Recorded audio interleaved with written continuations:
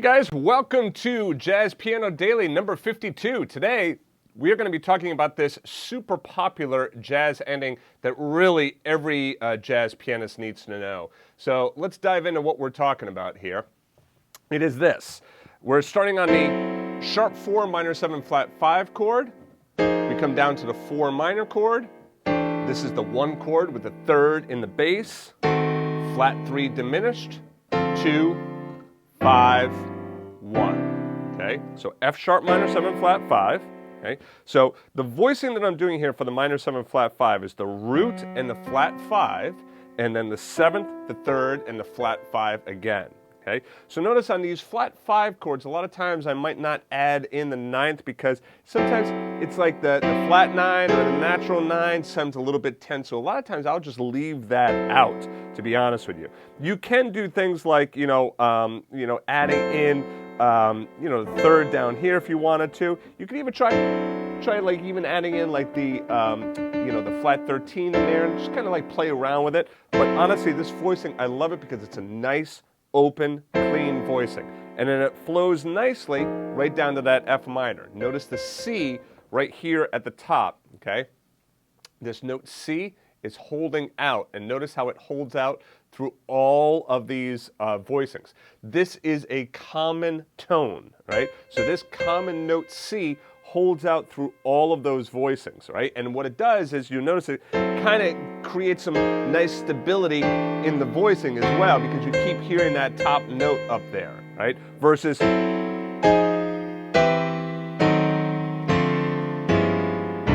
rather than moving it all over the place and it feels a little bit more disjointed. And if you want to, even on a D minor, you could keep that C up there one more time. G7 with the sharp 11 in there, and the C major 7th. All right, so let's go through the notes again. F sharp minor 7 flat 5, root and flat 5 in the left hand, 7 3 flat 5 in the right hand. When I come down to F minor, great minor voicing. I'm not going to lie to you. You should definitely learn this one. I would do this one through all 12 keys. Love this voicing. This is the kind of so what voicing. All right, so it's great voicing. F minor. Root and 11th in the left hand, 7 3 5 in the right hand.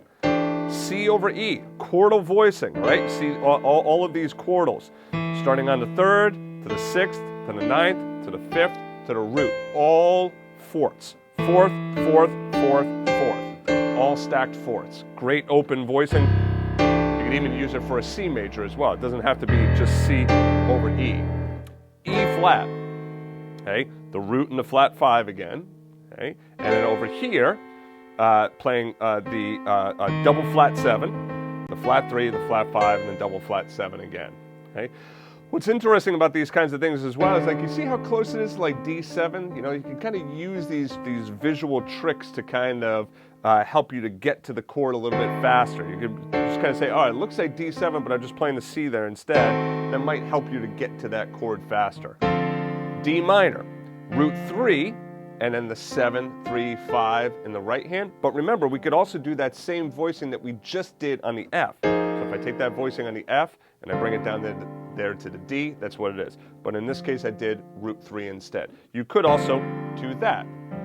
Create a little bit more tension with that. So, see, I can play that voicing, or that, or this. Okay? G7, sharp 11, root 7 in the left hand, 3, sharp 11, 13, and root, and then playing to my C major 7th, root 3 in the left hand, 7, 9, 3, 5. Okay?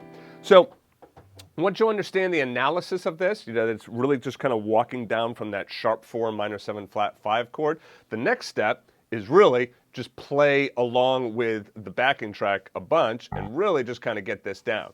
So what we're going to do is we're going to go through and we're going to play this 4 times along with that backing track. Here we go.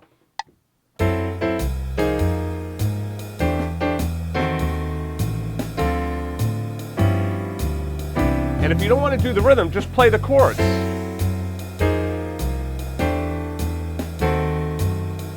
It's just an example rhythm here.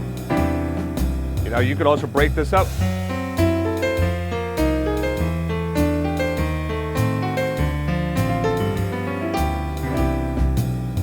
again as written.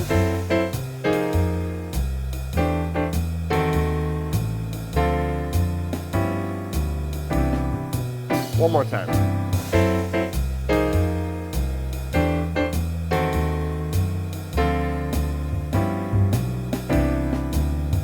All right, great. So this is, like I said, a really popular jazz ending. End up using this a lot on gigs. Now, if you like to get more of these videos, be sure to subscribe to the channel, like the video, and all of that. That would be great. And if you could leave your comments, if you have any questions, I'll be happy to answer them in the comment section below. Now, if you're interested in grabbing the sheet music and the backing tracks for these Jazz Piano Daily videos, just go back to jazzpianodaily.com or check out the card that just popped up in the top right portion of the screen. All right, so let's try going through this one more time. Okay, we'll do it along with the band one more time. Just give you a kind of a chance, and then what we're going to do is this time, rather than playing it at 100, we're going to bump it up to 120. All right, here we go. Let me also put this on.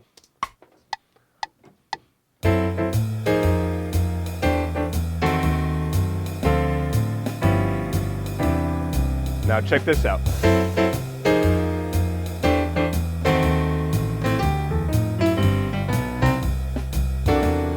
Now that I'm going to show you tomorrow, all right? That's the Oscar Peterson ending. So check out Jazz Piano Daily number 53 or tomorrow, and then you'll be able to get that Oscar Peterson ending as well. All right, so anyway, thanks guys for joining me, and I'll see you in tomorrow's lesson.